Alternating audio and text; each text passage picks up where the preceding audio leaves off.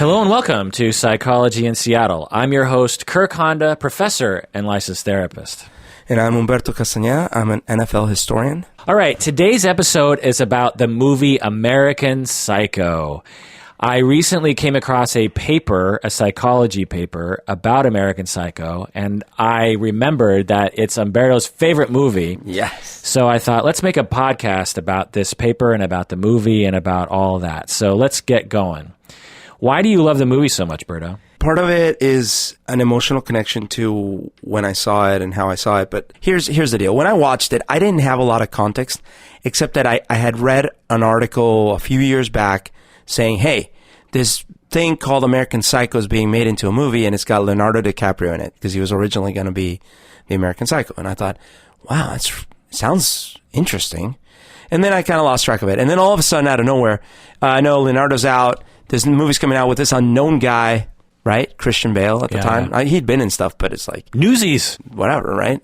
And so I go with some friends, and I don't have much context other than that. So I don't know really I hadn't read the book. I didn't really know about Bret Easton Ellis at the time, even though I had seen Less Than Zero when I was a kid or whatever. But so I go and I watch it, and the whole movie, I'm just mesmerized because the style of the movie was fantastic. Like just stylistically, the scenery, the decor, the way they use the lighting, the way they use the angles, the shots, everything is so perfect. Second, the sheer satire about the 80s and about the greed and about Wall Street and about all that stuff, that's just fascinating. And then coupled with this character that they create is so fascinating, right? I mean, if you believe he's doing everything he's doing, it's fascinating from the same way that you're fascinated about a Ted Bundy or something, right? And you're horrified, but you're like, Jesus. But if you don't believe, or if you think, wait, there's something off here, then there's this hilariousness to his awful atrocities, right? And then his whole surrounding circle of friends, one is more clueless than the other. And it is so grotesque and so ugly, but also so hilarious. And so all that stuff, it was like this roller coaster ride watching the movie. And I come out of the movie, and half of the people I was with are like, that sucked. I don't even know what happened. Was he actually imagining it all? What happened? And then the other half of us were like, oh my God, that's the greatest thing we've ever seen. What distinguished the two groups? If you think that you were watching a horror movie, for example, if you think that's what you were doing, then you're going to be disappointed because it's not a typical horror movie by any means, right? And also, there are things that are confusing in it if you're trying to follow it linearly. Like if you're trying to make the movie make sense linearly, it won't make sense. And if you're trying to resolve it all neatly, what did actually happen? It won't work. And the main reason is because it's an unreliable narrator. The person telling you the story is the psycho. So you already have someone that doesn't really know what's reality. There were some of us that enjoyed the aesthetics and that premise. We were fine with the premise. We're like, okay, this crazy, insane person who may just be a metaphor is telling us this story. So I'm okay with it not making sense. And I think other folks were like, that didn't make sense. Right, because if you watch it literally, it doesn't make much sense. No. And it's hard to tell. And there's contradictory scenes, and then you're like, but wait, did he really? Wait, the gun blew up a cop car? What the hell? Stuff like that. Right. Okay, so let's talk about scene by scene the movie a little bit. Not scene by scene, but let's kind of just go through the movie. I watched it again last night to bone up because it had been a while. I've probably seen it about 3 or 4 times. I actually own the VHS tape. It's in my bathroom. Have you seen it there? I haven't seen the VHS in your bathroom, but maybe I have actually. Yeah. The box is there. You're right. It's not one of my favorite movies. I like it, but and it's actually, it comes from a different time when they made movies shorter. It's actually not that short. I think it's like maybe an hour and 40 minutes, but it feels really short because it's snippy, yeah. Almost every movie now is just like a little too long. Unless I love the movie, then it's too short. So the intro is already brilliant, right? Because you're sitting there, this plain white screen. You're like, what's happening? And all of a sudden, this blood, is it blood? Starts dripping. And you're like, and it gracefully evolves into this raspberry jam or whatever they're putting on the super expensive fancy dessert, right? And it's these idiots talking about business and stuff. It's a brilliant start. It just like right off the bat, I'm sold. I remember one time you talking about how you wanted to model your life after him. Yes. Because there was this scene where he was talking about the facial mask Yes. and the face scrub, and he was in his perfect condo with perfect white everything and perfect art, and everything was clean, and he went into his big bathroom and his big shower, and he had all these perfect products and everything, and he was like perfectly fit, and he did the perfect. Yes. And I remember you saying, like, after that you started buying all these facial creams and stuff. I misunderstood. I was like, okay, if I buy all these fancy products for my skin, I will look like Christian Bale at his fittest. Yeah. So basically the movie starts off, they're at that fancy dinner, and one of the extras, I just noticed, had those humongous bangs from the 80s. Oh, yeah. Do you remember those bangs in the 80s? Well, sort of, yes and no. So, yes, because they were even in Colombia. But remember, I lived in Colombia, right? So a lot of the... But you came to the States. In 90. Oh.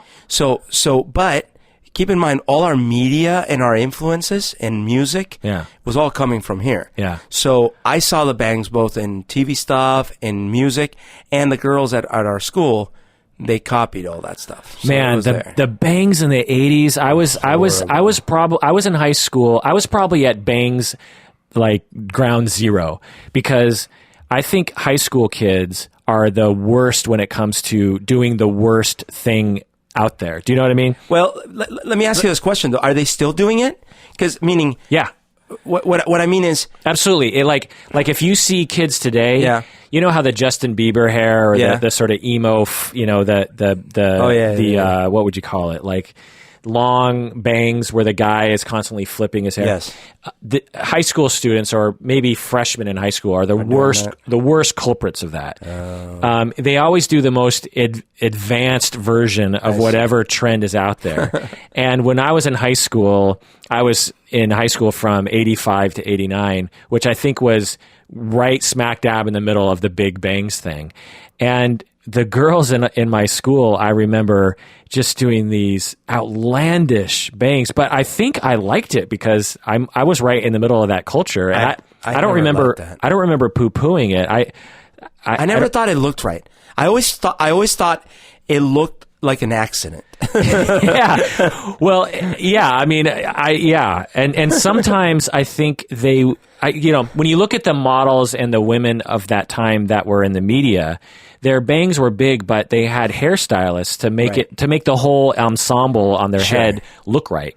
But when you're a girl and you have, 15 minutes and you're all by yourself, you just have the bangs, and you have like the foamy mousse and your blow dryer, and your mom saying, we gotta go, your bangs aren't going to look quite right every time. Yeah. Nope. So anyway, I had an embarrassing one too, because in a haircut, I mean, I did too. Oh my God. I had a flock of seagulls. Oh, I kind of would have gone that way. So I was trying to grow my hair as long as I could in the front. You had a flock of seagulls just like a few years ago. That's true. I did do that. No, but I was trying to grow it as long as I could. Right. So it was down to like below my chin on the front. Was it short on the sides and the back? No. Oh no. So I had a helmet of hair, and then this long ass hair in the front. There's some pictures of me as 14 or 15 where I'm like, oh God. Right. So that's what I'm talking about. Like everyone, I would say most people, if they look at themselves at age 15, they have the worst haircuts they've ever had in their life. Yes. Yeah. So anyway, I noticed that, and then I noticed they were playing New Order, which is great. The soundtrack is great, both ironically and literally. Yeah. So this is when I noticed the first behavior from Patric Bateman that indicates something is wrong with him. The bartender refuses to take his tickets for drinks, and she says, "We don't accept tickets anymore. This is a cash only bar."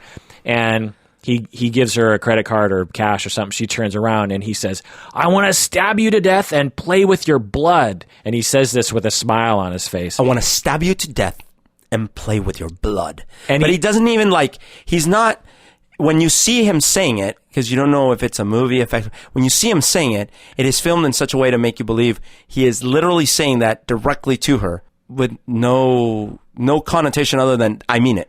Yeah. But she doesn't apparently hear him. That's because right. it's a loud club that they're in. Perhaps, right. Or he was hallucinating, saying it. Or he wanted to say that. Yeah, it was only in his head. Yeah, but the way he says it, he's not angry. He doesn't say it with. He's not like losing his. He's not losing his temper and saying something out of anger. He's saying it in a cold, calculated way. Yes, that's what he literally wants to do.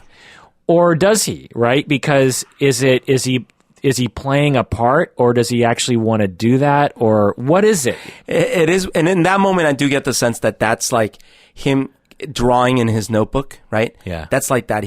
But there are moments throughout the movie where you see him obviously lose his cool about things that he shouldn't be losing his cool about. Right, like someone else having a better car. Yeah. But it's implied that the other guys around him have the same reaction to it.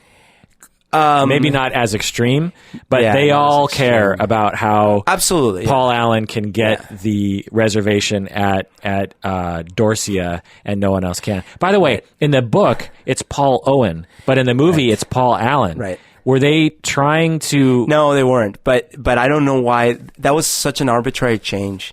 Was there a famous Paul Owen they were trying to avoid? Because there's a famous Paul Allen. Yeah, I know, but I remember an interview with the lady who directed it or whatever, and that was not an intentional thing. Because this was the 80s anyways. Right. There was zero connection to the Microsoft Paul Allen. Have you ever met Paul Allen?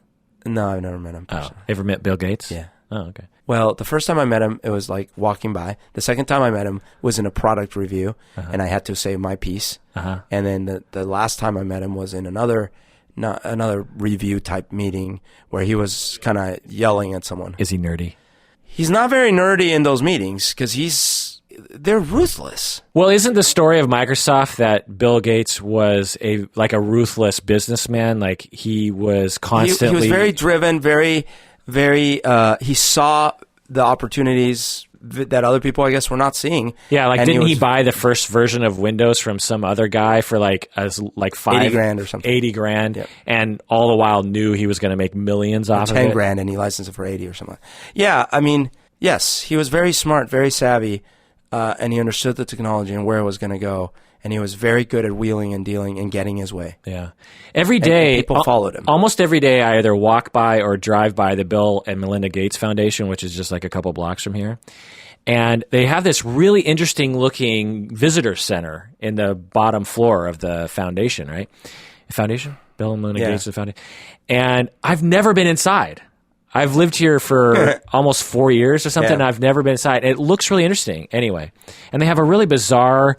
constantly playing TV screen out front that has all these weird art things going on. I have no idea what they're doing.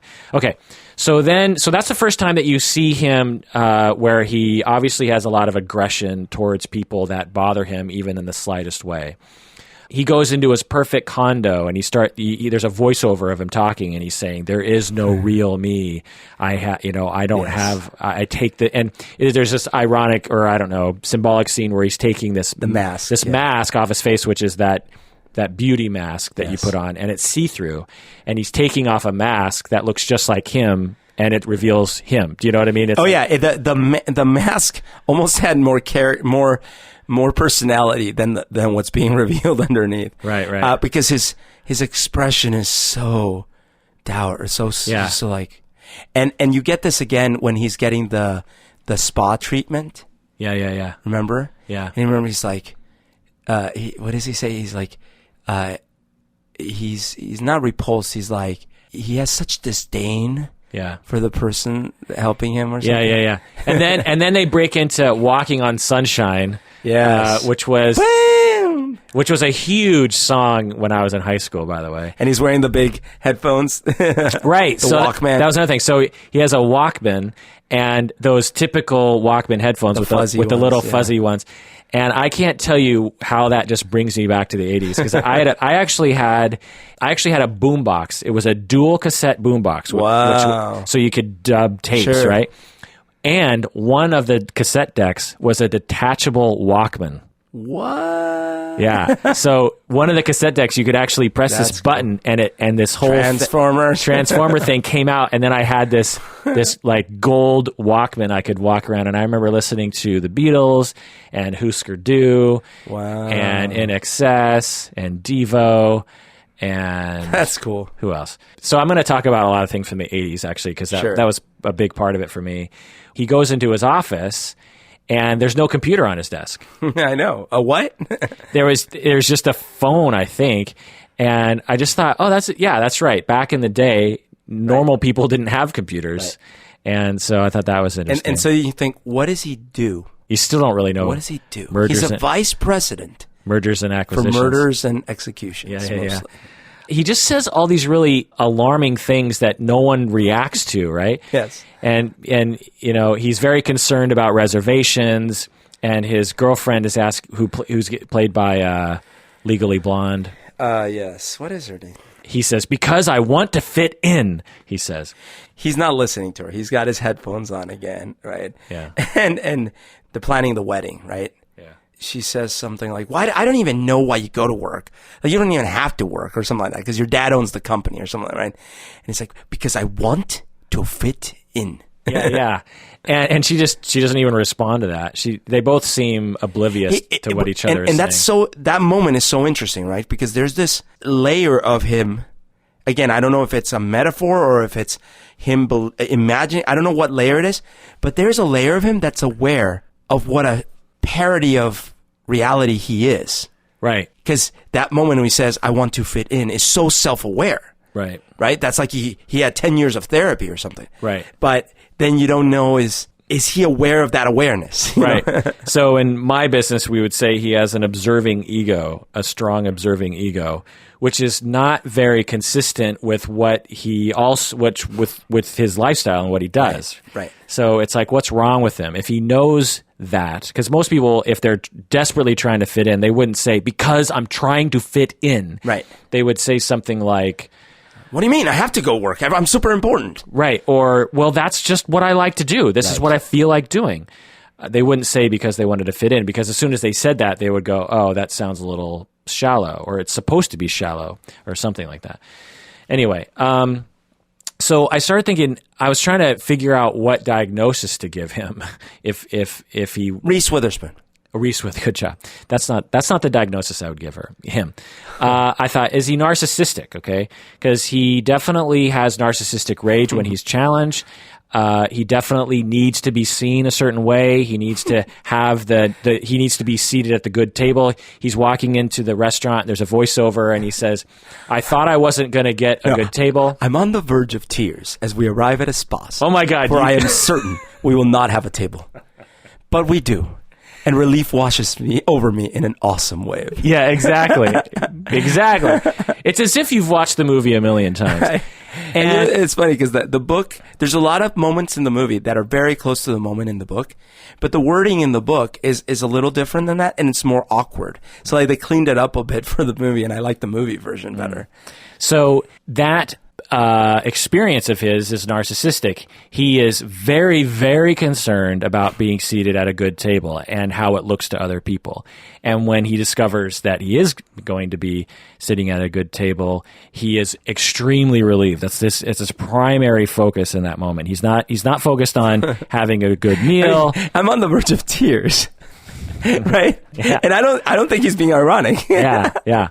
He also seems fearless, like he's above it all. He can challenge other people in ways that even narcissistic people wouldn't be able to do. Because his fears have all to do with propriety and being misinterpreted or being seen a certain way, but not with things that most of the rest of us would be afraid of. Like hurting someone's feelings. Or challenging authority or something like that. So what's the theory about the sheets with the blood on it that he's trying to get dry cleaned? It's cranapple. Yeah. Like what's the Oh God. What's the theory behind that? So meaning like if he didn't really kill these people, why does he have those sheets? Yeah. Because at that point in the movie, he hasn't killed anybody yet. I don't think. No, he did. Oh. Remember, those are the sheets after the girl he meets. I on don't the think street. so. I think it's before that. It's before that. It's definitely before that. No. After the girl he when meets. he's walking down the street and he's like, "Hi," and she's like, "Hello," and then they walk across the street together. And the next day he's got these bloodied sheets. Okay. And I think that's her head we see later, or her hair, or something like that. I see. Okay. So, anyways, that makes sense. It's the implication is he killed that lady. Right. So then he says to the Asian woman who works at the dry cleaners, who is not being very cooperative with him, he says, "If you don't shut your mouth, I will kill you." Right. And she reacts to it. Yeah. Says something in Chinese. But is it? And again, it's weird, right? Like he might have actually said that. Yeah. Did she understand that? Is she reacting to something else? Is right. All these things. Yeah. So he's watching porn casually, like porn is constantly on. Yeah, that's a great scene, right? Because you hear the action, you think, oh, he's getting laid, and then it starts panning. You're like, oh. No, he's watching something. And he's doing sit-ups. And most of the noise is actually coming from him doing the sit-ups. Yeah. He's having an affair. He's very cold and calculating. He doesn't seem to care about anybody. He is deciding on where to go to eat, and he's looking at the Zagat guide to figure out which is the best restaurant. Everything is about image. Everything about image. Yeah. Oh, for example, I love the Dorsia theme in the movie is great. Because first of all, we never see Dorsia, right? Oh, I guess we don't. No, we never do. And we don't see the outside of Dorsia? We don't see anything. Oh. And all we know is that it's like the inn club or the inn restaurant, right? Yeah. And it's so funny because remember with his secretary, where you would think he wouldn't care so much what she thinks. She certainly doesn't care. Yeah. He even cares about how she sees him. Right. Because he's built this image of himself to everybody that can't be lived up to, of course. And that part's really tragic because you kind of get the sense that she's actually a nice person. Right. She's the only, well, except for the detective Kimball or whatever, but even he's a little odd. Like, she's almost like the only normal, rational person in this whole mess. Yeah. Except for the fact that she's into him. You would think she would see past all that bullshit. Right. But she doesn't. Well, she does eventually, at the end. She's looking at... Well, yes. That's a whole other level of fucked up. Like, it would fuck you up in the head to find that book. Right. But she at the end discovers his planner, and in it has all these horrible drawings. I mean, horrible. Like... Yeah, of torturing women and this sort of thing. Insane stuff. And they show her crying. And the way I interpret it is that she is the one who deserves to really see him for who he really is, because she's true of heart. And she's crying because she represents goodness and compassion, and or at least normalness or normalness. Yeah. But she seems even extra sensitive or something. That's right. And she reacts to this horror by crying and being sad about what Patric Bateman is. Because she looked up to him so much. Yeah. She had like this puppy crush on him, but a lot of it was like this admiration. Well, she was pure goodness. And she thought that she accepts everything. And she kind of assumed that he actually was competent somehow. Yeah. Right? Because she didn't... She covered for him a little bit, but she must have assumed. The impression I got was that she thought, oh, this guy must be really something, you know? Right. Right. Well, he was vice president after all. Right. And we don't see him do one thing the whole time. Right. That has anything to do with anything. Right. So now I think we might do well by introducing the theme of 80s materialism and capitalism, right? So he works for mergers and acquisitions, which was big in the 80s. Price and price. It's all about image and the suits and the nice restaurants, which was definitely a part of the 80s. And one of the things he does is he kills a homeless man who doesn't have a job, and he humiliates him. Do you know how bad you reek, Al? I mean, that scene was Get one a of the... job, Al. Right. That was one of the hardest ones. You have for a me to negative watch. attitude. So, it's all about that sentiment that was in the 80s, when you had all this excess and there was all this like, America, we're great. We have all this money and we're prosperous and da-da-da-da-da. And it's like, well, what about those who don't have a lot? It's their fault, clearly. It's their fault. They have a negative attitude. Yeah. They're not living the American dream because they're not doing anything about it. But of course, he's African American, and the implication is that he's experienced racism and is down on his luck because of that. And he, and I looked at it like even if he hadn't, let's say he was just a drunkard, right? Whatever. Like up until that point, there is this part of him that almost really wants to kind of gives the guy some tough love, right? Like, come on, man, you can pull yourself up from your bootstraps. But the whole time, he's leading towards pulling out the knife and killing him. And it's just so doubly grotesque, right? I can't stand you. Like you and I have nothing in common.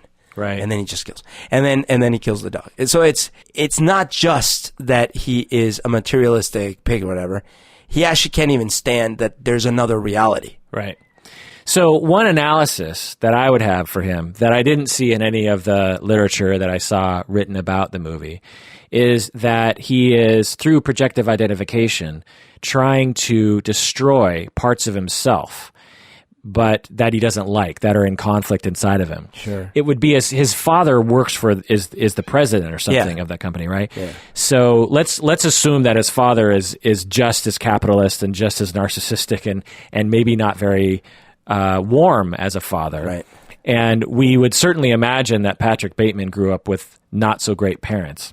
His brother in Rules of Attraction had similar traits, not as bad, obviously. Right. He's not a psychopath, but he's a sociopath. and he had sensitivities. Yeah. He had pain, and he wanted anyway.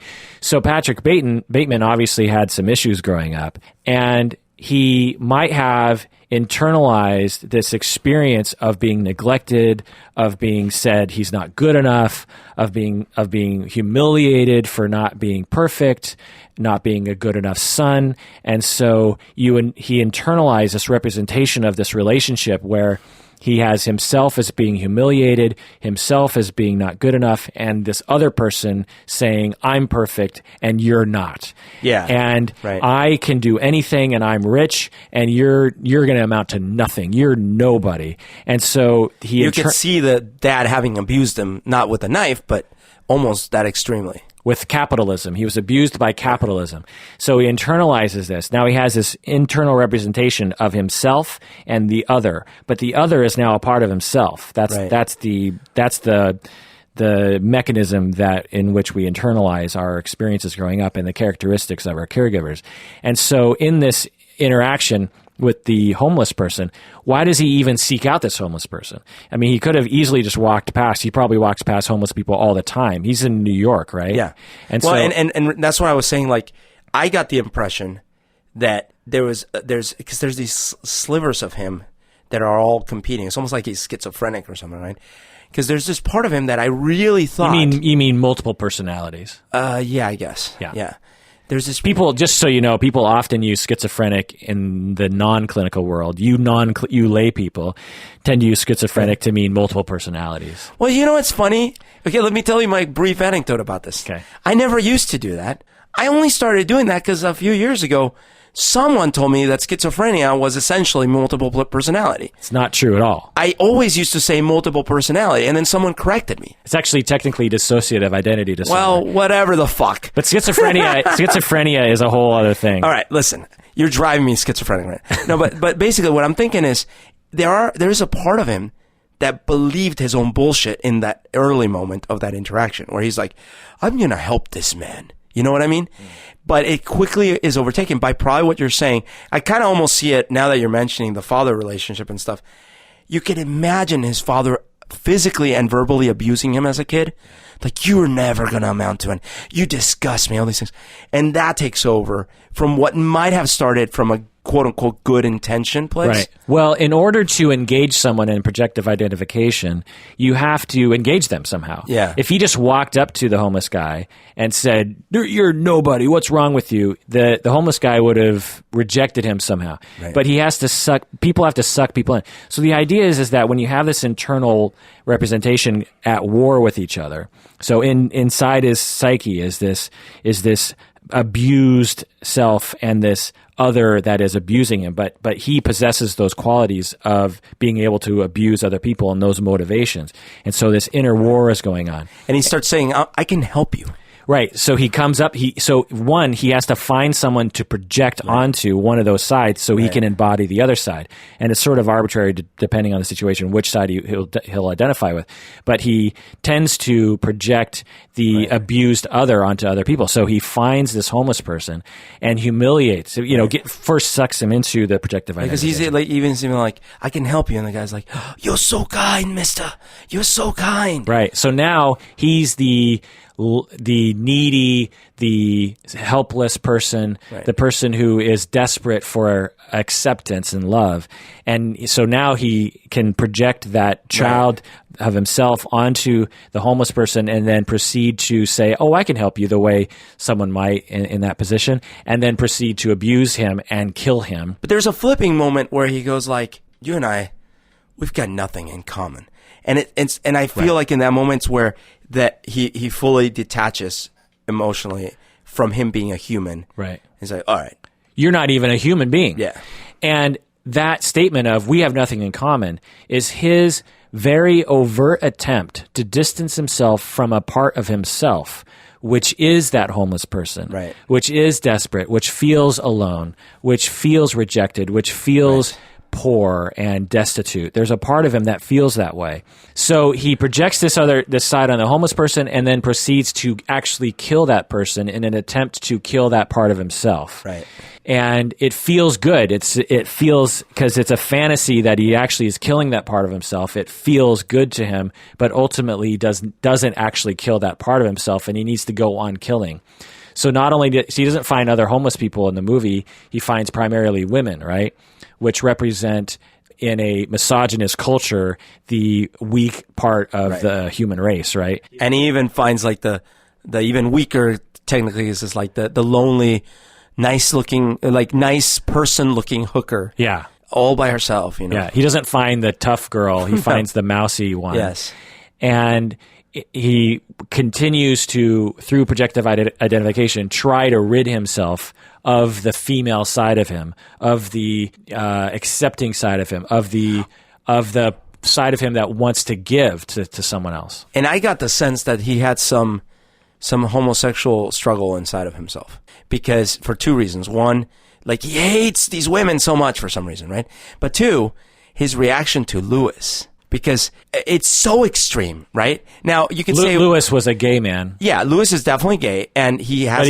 But he's in the closet, which is also a very 80s. But it's very common for them to be in the closet in the 80s. Sure. But whatever the case may be, he is in love with Patric. He loves the guy. Yeah. And he at one point thinks he gets that message, right? Which is not what Patric's at least consciously trying to do.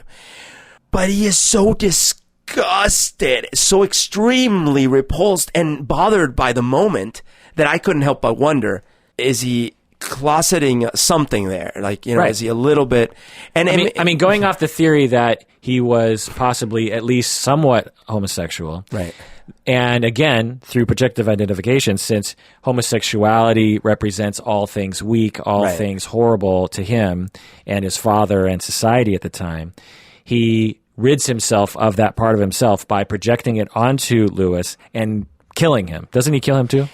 He doesn't kill Lewis. He tries to kill him.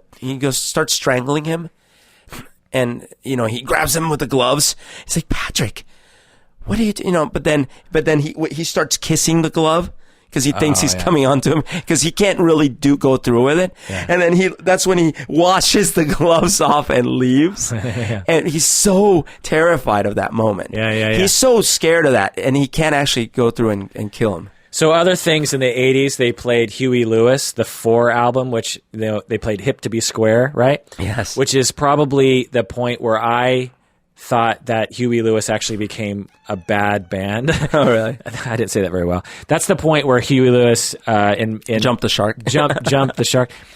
Because their previous album was Sports was good, and their album before that I thought was pretty good. But Hip to Be Square was... Hip to Be Square! Such a bad song. And I remember that song was huge because it was their next hit after their humongous album. And I remember the video, and I just remember thinking, like, I'm supposed to like this. It's sort of like when you went to see Phantom Menace.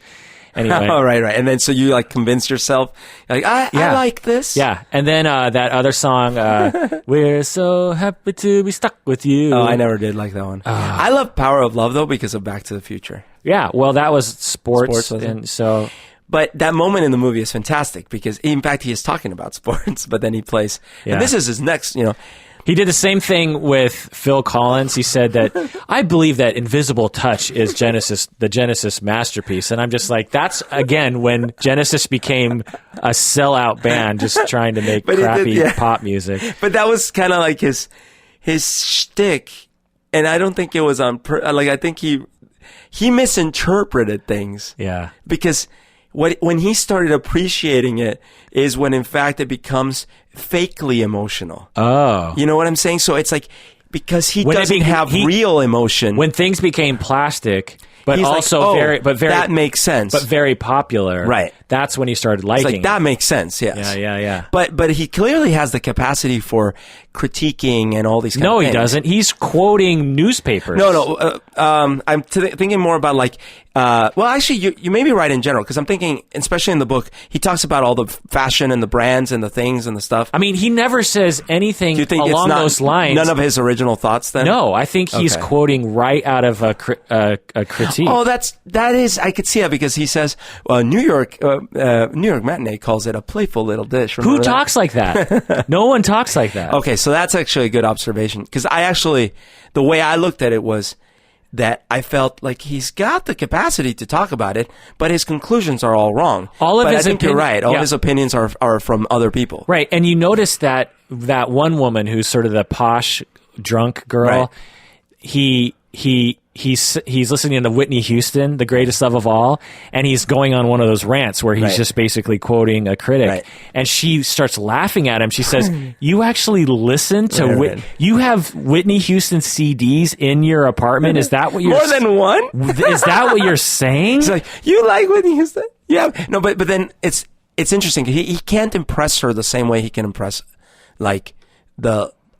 Like he can freak a lot of people out because she actually is in his social class, and isn't impressed the way everyone else is, and she sees through the BS a bit but she also wants to please him. You can tell she lets a lot go. Well, she likes him. Yeah, he's an attractive guy, so she.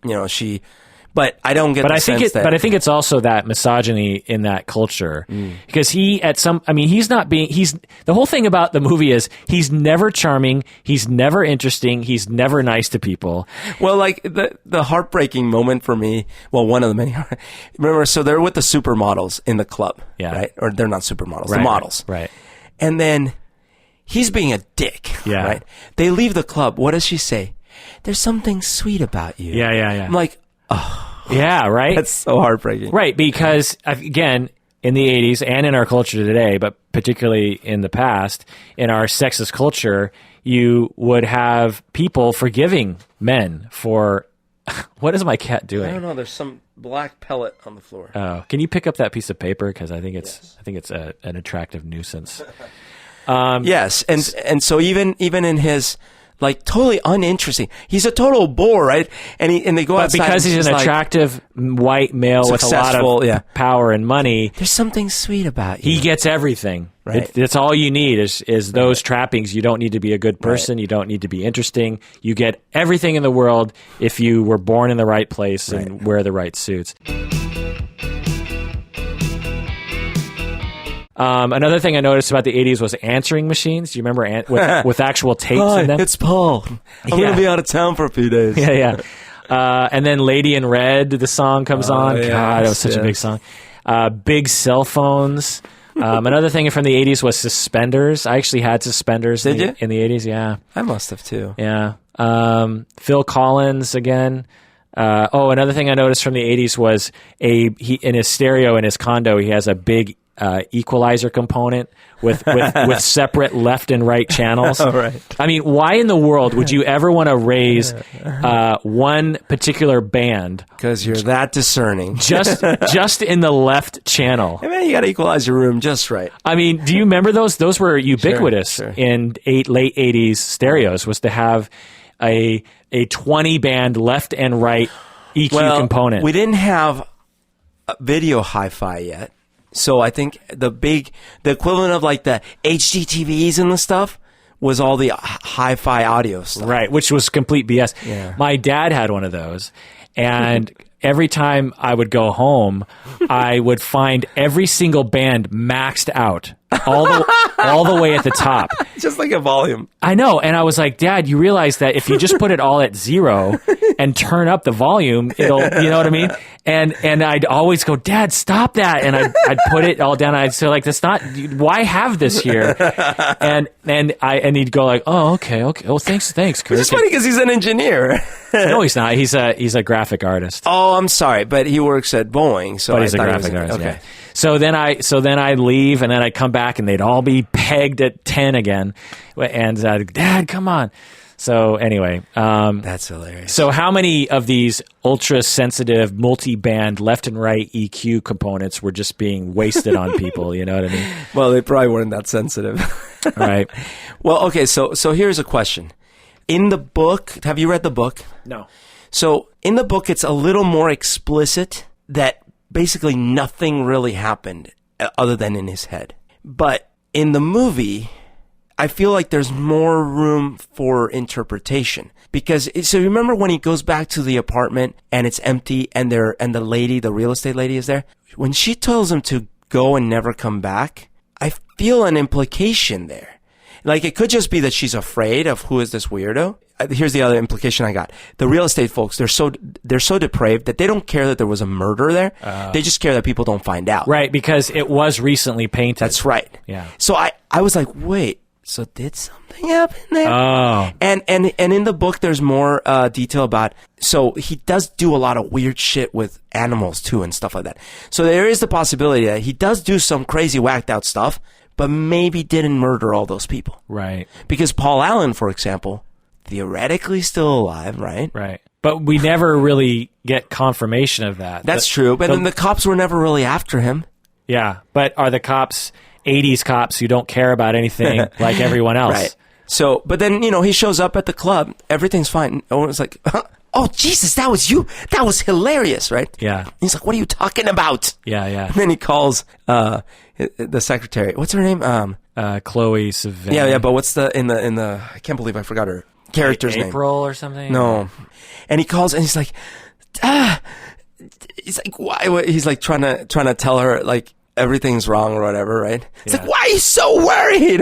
And he's just like flipping out. Yeah.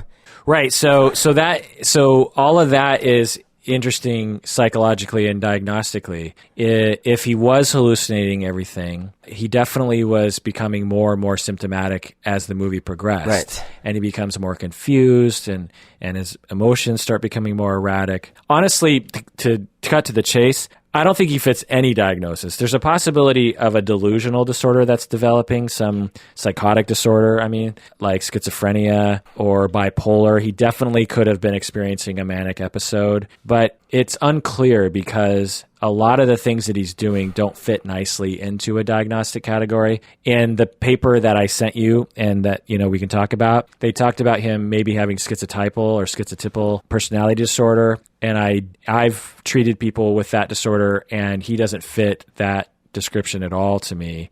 They also thought he might be borderline, and again, no, it just doesn't. But fit. it's really hard because he's an amalgamation, right? A fictional narrative amalgamation, right? And it'd be very hard to find someone like this, that exhibited that all extreme. Because he was almost really a metaphor for it all. Right. Before any of the murders, I would have said maybe narcissistic, maybe a trauma survivor, right? Or an attachment problem, because he definitely wasn't exhibiting secure attachment behaviors with other people. Didn't seem to care or think he cared. But then when he starts to hallucinate and starts to kill all these people, then I started not knowing what category to put him in. Yeah. There's that moment, which I really love. It's towards the end. He gets back to the bar, and there's all his friends. Like, nothing's ever happened, nothing. And he sits down, and he's sweating profusely. And then Bryce is back, right? Or Price, whatever, right? And they're looking at Reagan on the TV. He's like, God, how can he sit there and lie like that, right? And how can he be just so cool about it? And then he's lying about the Iran Contra. Yeah. And then Bateman goes into his monologue, and he's like, he talks about like this confession has meant nothing. And that's the end of the movie. Yeah. And I think it's just so great because there's no catharsis. He's like, there's no catharsis. And that was kind of the most maybe real moment for me in the movie, because if you actually take it as, no, he's not really killing people. He's just an egotistical prick from Wall Street with too much money, too much free time. And he is somewhat deranged because no one draws stuff like that in their book daily without a little bit of messed up in the head, right? And he's clearly antisocial personality disorder to a certain extent because he doesn't give a shit about anything. Right. That should be mentioned. Antisocial psychopath. Right. Definitely a candidate for that. But then at the end, you get that sense of like, he actually was trying to kind of kill himself in the process, like commit himself, right? By doing the full out confession, right? Because he leaves this long message, and I killed him, and I killed hookers, right? And I even ate a little bit. So that's why I think he suffered from a very difficult childhood, and that's the primary reason, right, for all of the behavior, because he seemed to be very sad and very upset about being caught, and he didn't. And have he's finally turning it in. Yeah, and he's expressing emotion. He's crying, and he almost feels he really wants someone to know. That's right. And then there's that super vulnerable moment where he's doing all that, but then by the end he goes back to this cold self, and he's like, this confession has meant nothing. Because the person he confessed to said, no, you didn't. The society around him doesn't even care. They don't want to hear it. Yes. Yeah.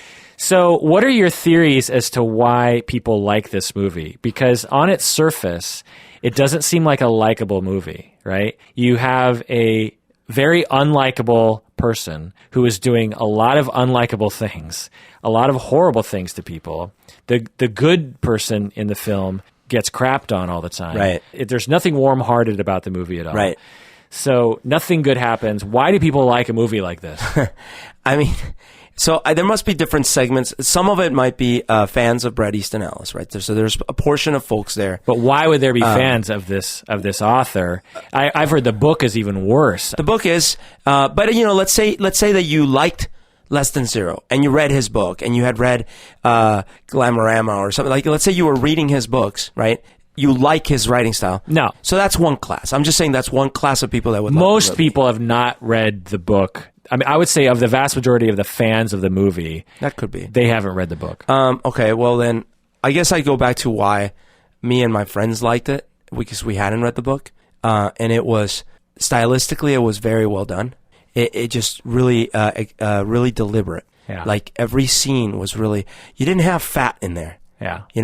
And literally, and then also the characters are so entertaining to watch. The comedy of errors around it, the sheer absurdity of it all is like watching a train wreck, right? So that's very entertaining to watch as well. Watching a train and wreck. then there is the parody of, or the satire about the 80s, right? And if you grew up in the 80s, right, that's very entertaining. I can comment to that, because when did the movie come out? 2000. 2001, maybe. 2000. I mean, when I watched it, the 80s were just 10 years, 12 years before that. Right. But when I watched it, I remember it was one of the first movies or depictions of the 80s that I had seen. Because it takes a while for enough time to pass for a depiction to actually seem different, right? To have retrospect, yeah. Right. And I remember watching that movie and just being transported, even though it was only 10 years earlier, right, and thinking, oh my God, they really nailed the 80s in so many different ways. I mean, not the 80s is the way all of us experienced it, but definite parts of it. It was late 80s anyways, but yeah. Yeah. Like Susudio, when they played, because that song I don't think has been played since the 80s. No one listens to that song. No one says, I want to listen to Susudio. But in 1988 or whatever, when that song was popular, it was humongously popular. And so to hear that song again, I just think, oh, that's right, that song was huge. So yeah, I think it is sort of entertaining to watch a period piece. They had good actors. I mean, they freaking had, what's his name as the detective, whom I love. Yeah. The Green Goblin. Willem Dafoe. Willem Dafoe. Yeah, and even his buddies, all of them are famous now. Yeah, they're all good, and many of them have moved on to do great things. And, right. Well, here are my ideas as to why people love the movie, and you tell me if this is true. Other ideas that you didn't mention. I think you get a vicarious thrill from being able to punish the yuppies, because a lot of the yuppies are being punished by him, and he's punishing himself. And I think a lot of people want the yuppies to be punished. I mean, one thing that I think people that didn't grow up in the 80s might not know is that everyone hated the yuppies. They hated this class of people. The young, what would they call it? Young up-and-comer, young, I don't know the way. Billionaires Boys Club. Yeah, something like that. It was like these rich people who had it all, and they had all the nice things, and most of us did not have that. Right. And so we hated these people. I don't know if it's that they're being punished. They're certainly being made fun of. Yeah. But, yeah, so there's that. And then there's the other vicarious thrill of being able to kill people that annoy us, or just being able to kill people. And before watching this movie, if you would have asked me, well, what's your position on everyone having a desire to kill people? I would have said, yeah, I know Freud had a theory about death, the death wish, and there's all these people who have all these theories about, the id wanting to destroy people, and I don't know. I'd like to think that people are good. So my pendulum kind of swings back and forth. Well, after watching this movie and knowing that it's a very popular movie, the pendulum has swung all the way over to the side where I believe that we, or at least a lot of us, have a innate id desire to destroy other people. This wish to kill people that annoy us. And that we will suppress that because our superego and society actually suppress it for good reasons.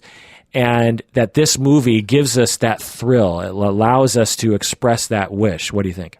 I feel like it's a valid theory. It wasn't my experience, except in the preamble to a couple of moments, like when he says, "Try getting a reservation at Dorset now, you stupid bastard," or whatever, and then he slams. But that's the only, like, that moment, that's that line, because it's funny.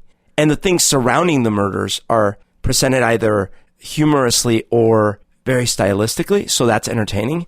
But for me, it's a little weird, because I get very empathetic when I'm watching murders, and unless it's really like I'm watching if it's a slasher movie, like I'm watching Halloween, then I don't really care, because that's the point of the movie. Right. Well, there's a part of you that cares, obviously. I mean, that means you're human. But there's also possibly a part of you that is subconsciously getting off on watching the killing of human beings. Maybe that's true. Yeah, maybe. I remember it was more like I've always been, we've talked about this before, I've been fascinated with serial killers, right?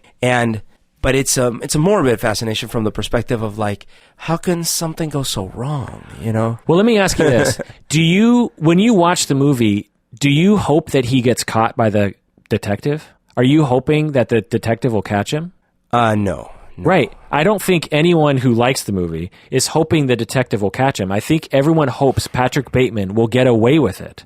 Yes. Why do we want that? Why do we want someone to get away with it? I think it's because we're projecting all of our id wishes that we have to suppress onto Patric Bateman. One of the things that I read about that someone else is writing, which I agree with, is that Patric Bateman represents pure id, this just unbridled id. He has sex. He is narcissistic. He looks at himself in the mirror. He flexes.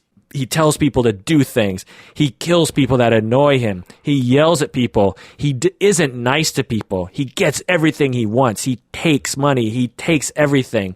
And one could say that we all have that selfish wish. We all have that wish to just let go and be selfish and to hurt people we want to hurt and to take what we want to take. And he represents that in a very distinct way, well-rounded way for an hour and 40 minutes. And I think that we as watchers get to vicariously have our wishes met through Patric Bateman. I will say that I experienced that more with Sean Bateman in the other movie, The Rules of Attraction. I certainly had that feeling. Actually, and even with his friend who travels Europe, and you see that quick montage of him going through Europe and partying like crazy. That's not Sean. No, it's his friend. It's Sean's friend. I had that moment of like, oh, that seems so cool. I want to do that, right? And even with Sean Bateman, I'm like, he's kind of neat. I mean, he's a jerk, but I kind of want to live that life vicariously, right? Yeah. With Patric Bateman, I honestly, you know what gets in the way for me is I feel like this incredible like sadness at the same time for how tortured he tortures himself. Like how much anguish over the little things and everything and his life seems so painful every day. Right. You're having empathy for the id inside of you that wants these things and is torturing itself. Perhaps. You twisted my meaning. Another thing that's sort of a variation of what I'm saying. I mean, well, let me ask you this before I say this. What's the gender distribution of those who love this movie, do you think? I must be largely male. Why is that? So one answer that I have is that it allows men to enact their hidden hatred of women. I mean, not that all men hate women, but if you have a hatred of women or have been hurt by women or have been frustrated by women throughout one's life and maybe have a inferiority problem or a power problem, it would perhaps satisfy a wish to destroy women, because the movie definitely puts down women. Not only does he murder women, but he humiliates them, he manipulates them, he doesn't care. He breaks up with his fiancée and says something like, well, Evelyn, I just don't really care about you.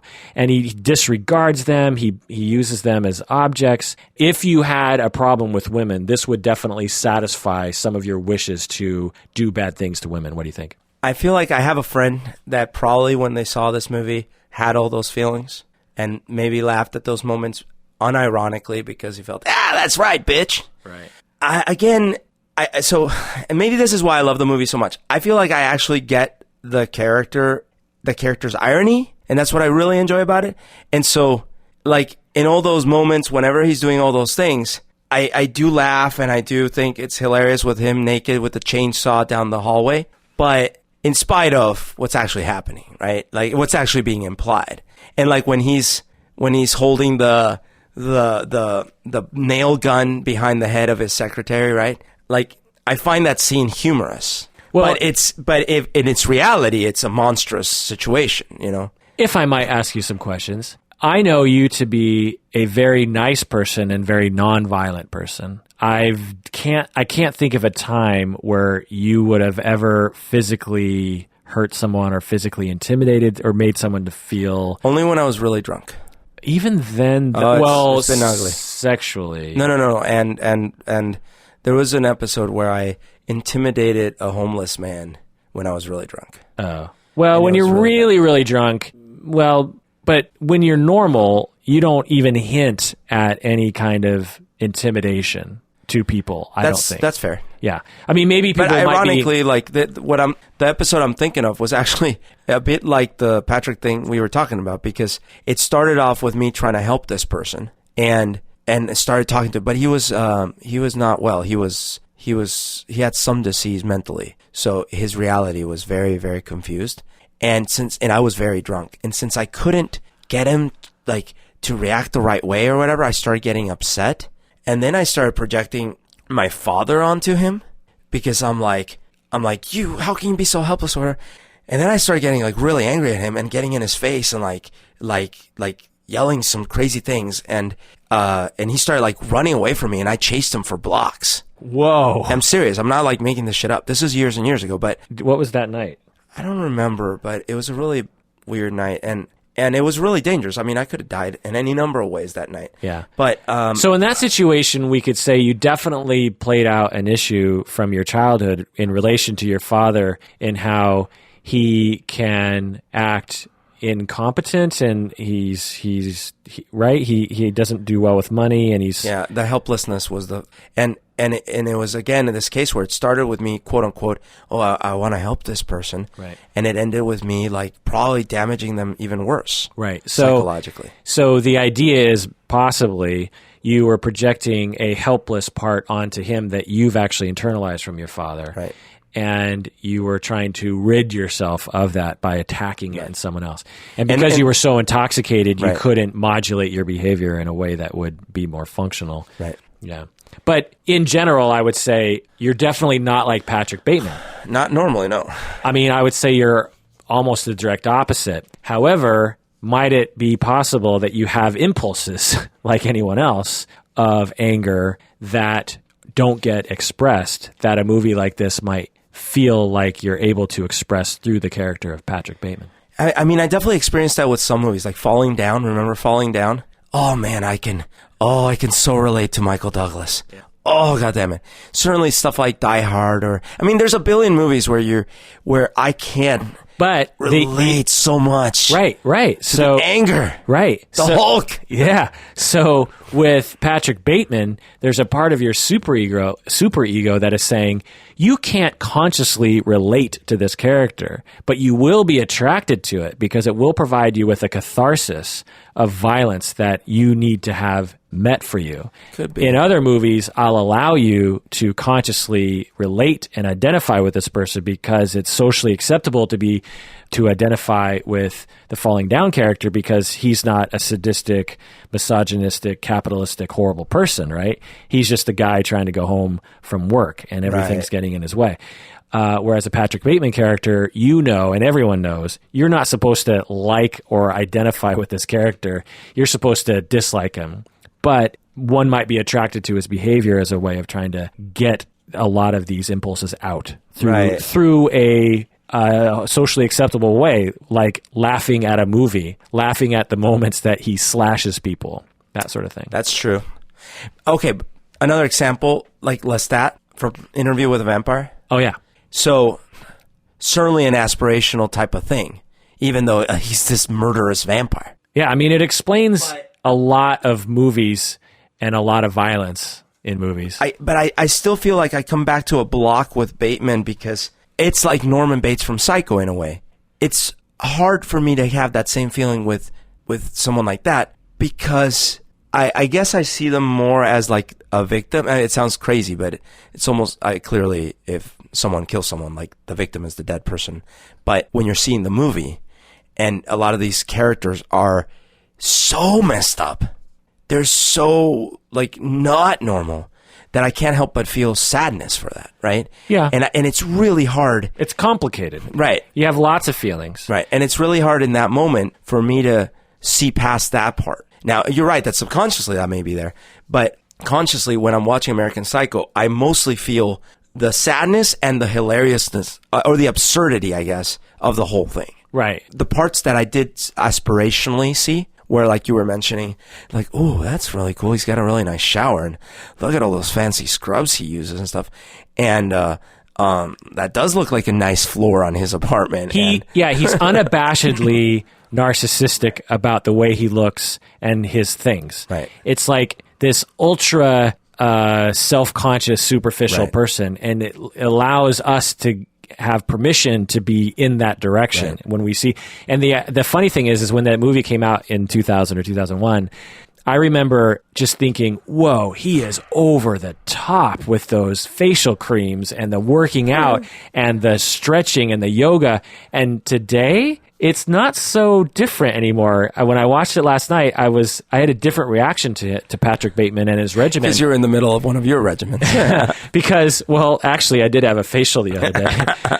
Because I thought, actually, those are kind of normal behaviors today. Yeah. Whereas back in 2000... Metro was not really done in 2000. Yeah. I mean, I think we're definitely more decadent now. You know, the amount of spas and the facials and the waxing and the, what I say there, I say massages. Yeah. As we become more wealthy, we definitely pamper ourselves more. I mean, can you imagine our parents going to a spa and getting massages and getting facials?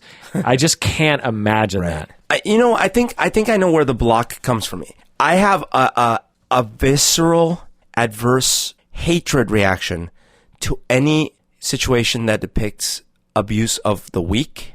And I think it comes from growing up in Bogota, in Colombia, when I did, in that time frame, as well as probably a little bit of my own personal, like, family history or whatever. It's like, I just feel like anytime I watch a movie, no matter what the movie is, if there is a bully or an abusive situation, I cannot get that. I cannot even relate or sympathize at all, right? But so American Psycho is a very interesting amalgamation of things for me, because in the moments when he is bullying, I lose any ability to empathize. Like when he's killing the homeless man, or when he's killing the cat, or any of these like obvious bully moments, right? But when he is being ridiculous with his creams or his little card things, I find all those moments either hilarious or in some cases somewhat desirable, in like, oh, I want money, I want limousines, I want these kind of things. Right. And then certainly there's some killing moments that are hilarious because he's naked with tennis shoes and a chainsaw, and he is wearing a plastic overcoat while he's listening to Huey Lewis and swinging a big ass fire axe, right? So there's these moments that are like so absurd that are right. So I would contend that packaged in it, because imagine the movie without the 80s, without the absurdities, right, without some of the humor. Imagine a movie like that. It would be terrible, right? Right? So I contend that when you package a cathartic, murderous person within a lot of entertainment and gloss, then it is the perfect combination for people, because they have an excuse to watch what they wish to do upon other people, but at the same time can say the things that you're saying, which is, well, I'm only liking it because it's absurd. Well, I'm only liking it because it was about the 80s. Well, I'm only liking it because it's just silly. Well, because we couldn't accept just watching a straight up horrible, realistic movie about someone killing other people and bullying them, you know? Because we have a heart, and like, we do you remember Irreversible? Yeah. That's a hard movie to watch, right? Oh. But so using your theory, you could say, well, there's maybe part of us that wants those moments. Yeah. Wants to bash the skull in. I think it's true. But I think that's true only in the sense that those capacities exist within the human brain. Right. I think they're pretty deeply buried for most of us. Right. Hopefully. Yeah. Well, they are. I mean, most people don't do those things. I'll tell you what. Have you seen Human Centipede? No, I haven't. Okay, so I watched the Human Centipede, and I do you think I would like that movie? I think it's enjoyable if you understand that it's ridiculous. I really enjoyed Human Centipede because it's so over the top and ridiculous and funny in a way. It's. I mean, I would probably like watching it with you or other people because we could laugh, but just by myself, I don't imagine that I would like it. But I'll tell you what, I tried to watch Human Centipede too, and in years past, I would have been able to watch it. I had to stop it because I had that problem with it. It's in black and white. The premise is that it's a dude that watched Human Centipede 1 over and over obsessively and is already psychotic anyway, and starts killing. But it was not glamorous at all, and it was very, like, the murderer himself and the murderers and the way it's presented, it was very almost like you're watching it through a camera in a garage. In fact, they have that stuff. So this is along the lines of my theory that if you package it within entertainment trappings, it allows you to have all that cathartic satisfaction while being able to allow your conscious mind to think you like it for another reason. Could be. You know? Which makes me think about a lot of violence in movies and why we might be so attracted to it, you know? That could be. Certainly, I mean, it's violence as entertainment is very old in our culture. Yeah. All right. Let's see if there's anything more. Do you have anything more? We never really talked about the relationship between him and Kimball, the detective, which is a fascinating relationship, right? Because Kimball comes in all of a sudden as reality, as a reality wave, right? Like, hey, man, I'm investigating, right? And so at first you kind of get the sense of like, oh, everything's going to catch up to him. But you get the sense that Kimball starts almost, like he rides this fine line between at first he's being just pleasant, saying, oh, I know how busy you guys can get, but I think he knows that he's full of shit, right? But then he almost starts kind of liking the glamour of being around these people. And by the end, he's like, oh, it's fine. I checked with your buddies. Everything checks out, right? So is the implication that he's trying to protect Patrick? I know. I didn't get that. I actually got the implication that I got was that he knows there's something not right with Patrick. Yeah, he definitely seems to become enamored with him. Yeah. And I think, again, it's just this comment on how everyone in the 80s was desirous of the yuppie lifestyle. One of the things that was in the article, and I should provide the title, it's called Examining the Personality of Patric Bateman of American Psycho, written by Christopher Schaefer of Walden University. Wow.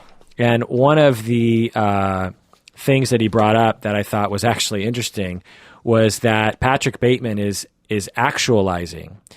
So there's a humanistic psychology idea of self-actualization where as you have all of your needs met on Maslow's hierarchy of needs, the final need that you pursue is the need for self-actualization. And it took me probably 15 years to figure out what self-actualization means. It literally means the actualization of the self, which is a big duh, but somehow it took me 15 years to figure that out. So, it's sort of a interesting philosophy in that we are not ourselves at times when we're stressed, and that as we become more stable in our life, we actually have the freedom to actualize ourself as if there was some self in us, innate thing. It's an innate thing that we can work towards actualizing and making real.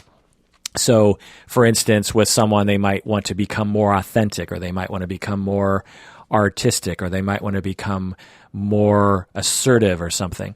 Well, the dark side to this is that if inside of you yourself is a horrible, murderous, narcissistic, selfish person, then as all of your needs are being met, you can actualize that self. And so what this writer was saying was that because Bateman had all of his needs met, he had his home, the money, he had all the friends, he had a stable job, he had his health, he had the perfect body, he had everything he needed, he had fun in his life. The last thing on the list was to actualize the self, and in order to do that, he needed to start killing people, and he needed to start really abusing people. And I just thought that was an interesting idea. Well, it's kind of like the Roman emperors or something, to say, hey, here's this emperor. Money is irrelevant. Like, the idea of money is pointless because anything they want, anything, can be got. And they have control over all the known world. They can kill people at will. So what is left for them to desire? And then you have all those horror stories of what they would do, right? Yeah. These crazy orgies or crazy massacres or crazy over-the-top things because they just couldn't do more. They're like, now what? Yeah. Right? But then I wonder, and maybe it's that because their inner self was messed up, right? Because you have all these modern billionaires, and some are wacky, but some are trying to do good, and some are trying to do, so it doesn't seem like just because you attain a certain level of success, you then become a psychopath. Well, no. The idea is that you become who you are, and it happened that Patric Bateman was a psychopath, right? Which seems to be in line with observation of people. You find that some people become very mean to people, whereas most people become perhaps more philanthropic. Or it's almost like a different interpretation of the old adage of like power corrupts and absolute power corrupts absolutely, right? But maybe it's that the more likely folks to earn the power might be psychopaths. Well, and another theory is that as you become more stable and have more power, you are able to enact the things that you always wanted to enact. And if you always wanted to become murderous of people, then that's what ends up happening. Yeah, and that's what I mean is like, because you look at throughout history, and yeah, I think maybe on balance, more rulers and more powerful people did evil things, quote unquote. But maybe it's because it took to be an evil person to start with to get to those positions of power more often than not. Right. Because in order to do what they wanted to do, they had to have power. Whereas if you're a loving, giving person, you don't necessarily need a bunch of power in order to give to those around you. And you sometimes, especially it used to be, but it's still quite a bit the case, that you had to be willing to step over anyone to get to those positions of power. Yeah. And even today, I mean, like, why is it that so many politicians end up having these scandals of like they did terrible things, right? Yeah. And then a lot of the Enron, all the Wall Street stuff. I'm reading The Wolf of Wall Street right now, The Wolf of Wall Street, and it's that kind of crazy over the top debauchery and lack of care for humanity. Right. So is it that those people were born that way or had a childhood that produced that kind of behavior and those kinds of impulses? Or does the power make them that way? Or does our society reward people for that? You know, for the Enron people, if they had a woman, an old woman with her retirement fund standing in front of them crying as they took money out of her hands and she slowly went into poverty before their eyes, right, they probably wouldn't have done it. But when you're just dealing with numbers on a screen, you don't right, have the empathy that you would normally, unless you really force yourself to have that empathy. It's the same thing. It's just always bizarre. And I know everyone talks, or many people have talked about it before, but right now, there are horrible things happening to humans around the planet. Right. And yet, if one tiny thing happens to someone in your town, everyone flips out. Right. Why is that? I mean, it could be argued that you believe it might happen to you because it's closer to home, but I actually think it's because we just don't, we can't relate. They're too distant, and it doesn't feel real to us. Hurricane, right? Right, in the Philippines. Yes. Like, how many tens of thousands, I mean, how many people died? Like, ridiculous amounts, and homeless like crazy. It's still a problem. It's still a massive problem. Disaster. How many Americans are actually thinking about this? Yeah. I mean, there are Americans. I know people that are thinking about it. But it happens even within this country, right? Like, didn't we have some massive disaster? I avoid the news because it's depressing to me. Yeah. But anyway, anyway, I don't know how we got on the topic. But Well, we got onto it because, like, we don't see it out of sight, out of mind, and it's not as relatable. Right. Whereas if your point with Wall Street is, like, if you see the damage happening in real time in front of your eyes. Yeah. I mean, for most people, if someone trips and falls and hurts themselves, no matter who they are, they'll feel compassion and, and reach out and say, oh my God, are you okay? And yet you have these people that will press a button and kill thousands of people. But and then you have stuff like this. Like, I went to see a movie with some friends, and there's this guy I know. He's not like a close friend, but he's a very unfeeling person. And I was talking about how Paul Walker, the Fast and the Furious guy, died. And he hadn't heard, but I'm like, yeah, he died. And his response was, oh, good, so they don't make any more of those crappy movies. I thought, I didn't say anything, but I was like, that's an example of what you're talking. This is a human being that died in a fire, like viciously died. Like terrible, horrible. And it's been reduced to like this offhanded, because it's so distant, it feels so unreal. Yeah. He's this guy on a TV screen, on a movie screen. Yeah. The thing that reminds me of is 9/11. The day that it happened, 9/11 was a weekday, right? Do you remember what day of the week it was? It was in the middle of the week. It was like Tuesday, I think. And I was working as a therapist. And one of the clients that I worked with later that day was a family that had a number of kids in it. And they were all abuzz about 9/11 because it was definitely in the air, right? And they were saying, oh, man, I hope a plane hits my school because I don't want to go to school tomorrow. And Jeez. I was so devastated by 9/11 and the news reports.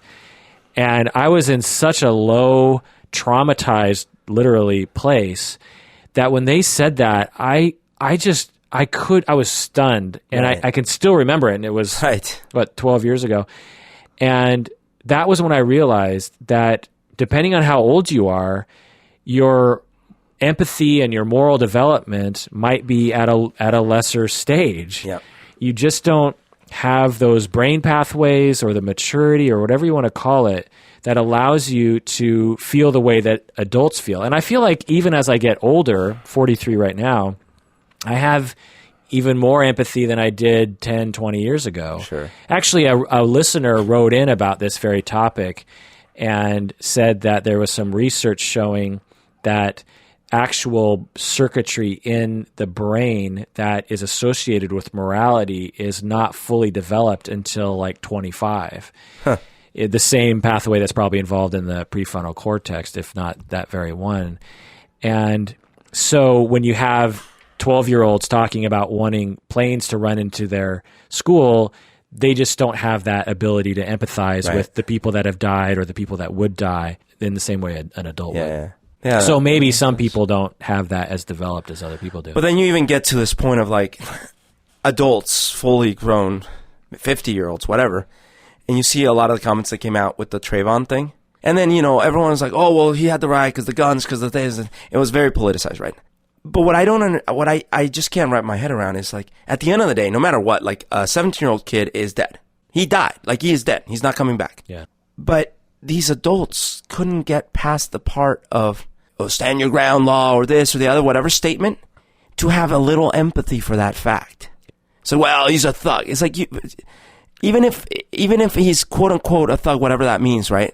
Like he's a 17-year-old. How many 17-year-old kids don't fall under the category of thuggish? Well, I know that is a valid criticism of people's reactions to news stories like that, but I think that these kinds of stories, I mean, how many murders happened on that particular day in the world? I mean, we're talking hundreds, if not thousands, right? Well, why was that one so interesting to people? And I think that's really the point is... Well, but if you're going to make a statement about it, right? Because they're not making statements about the other murders, right? Right. But if they were, and let's say like, of all these 17,000 kids that died yesterday, I don't give a shit about any of them.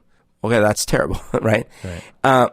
The one that if you pick to talk about one, right, and your only position is, well, like gun laws or gun rights or whatever it is, right, and you don't leave even a little iota of room for, oh shit, a 17-year-old kid is dead, right? It's that kind of, like, I mean, some people did. I don't understand. Some people did say that, Oh, many people did. Yeah. I'd say the majority did, but there were a lot of people that didn't. Well, I think it's because of the way an event like this is a lightning rod for lots of unexpressed issues that people have based on the social stage, the racism in our country, the anti-racism in our country, the anti-South in our country, the anti-gun in our country, the pro-gun in our country, the anti-crime, the anti-hoodies, the pro-vigilante. I mean, there's so many charged issues that come down to one event that it's just inevitable that it's going to be a huge news event. It just, as you were talking about adults reaching a certain point and stuff, like I just envision that I wish we could all get to the point where we can talk about things like, okay, what a tragedy. This was such a senseless tragedy. Let's start with that, right? Like how awful. Feels so bad for these families. And then fine, dive a little deeper. Oh, here's the issues. That subtlety is non-existent in so many places in our society. Because it doesn't sell. Yeah. It's not something in the news that sells, and you need things that sell. Empathy doesn't sell. All right. Well, that does it for another episode of Psychology in Seattle. Thanks for joining us. Please take care of yourself. Watch American Psycho if you have unmet id needs, because you're worth it. Bye. Well, by the way, if you watch American Psycho, also try reading the book, even though it's going to be very hard to get through a certain portion of it because it gets so ridiculously over the top, gory and violent and disturbing. This is not an exit. Do you have a song? American Psycho. Oh, baby, what I need. No. What's the one that the New Order one they play is I feel so extraordinary. Right? It's the is that Bizarre Love Triangle? Or I never know the names of New Order songs. Studio. I actually never knew that the Whitney Houston song was about loving yourself until I saw American Psycho. Yeah, I don't think I knew that either. That the greatest love of all was, the greatest. I always just assumed it was like she found the greatest love of all. I just thought she found some great is guy. Easy to achieve. Is that the word? Is that the word? I hope it is.